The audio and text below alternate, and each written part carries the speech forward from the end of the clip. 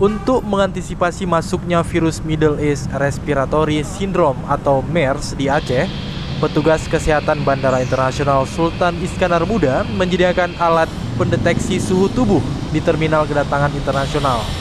Setiap pendatang, khususnya yang pulang dari Arab Saudi, diwajibkan melewati alat pendeteksi tubuh ini. Mulai merebaknya kasus MERS di Indonesia menyebabkan pihak otoritas kesehatan Bandara Sultan Iskandar Muda memperketat pengawasan. Karena virus ini berasal dari kawasan Timur Tengah, maka pengawasan bagi warga yang berkunjung atau berumrah ke Mekah diperketat.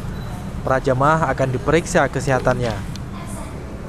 Kasih Pengendalian Karantina dan Surveillance Epidemiologi KKP Banda Aceh, Lindawati Mkes, mengatakan hingga saat ini belum ada warga Aceh yang pulang dari luar negeri dan terjangkit virus MERS.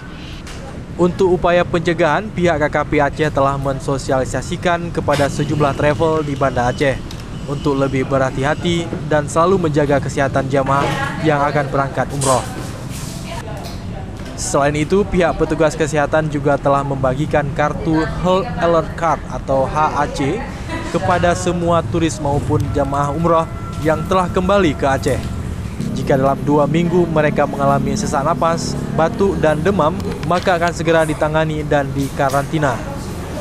Jika dia menderita demam, batuk, itu segeralah berobat ke dokter, ke pelayanan kesehatan yang terdekat.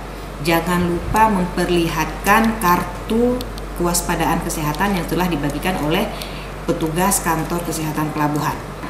Karena oleh petugas nantinya tahu, oh dia ini baru pulang dari negara Timur Tengah yang merupakan tempat asal mulanya MERS-CoV ini.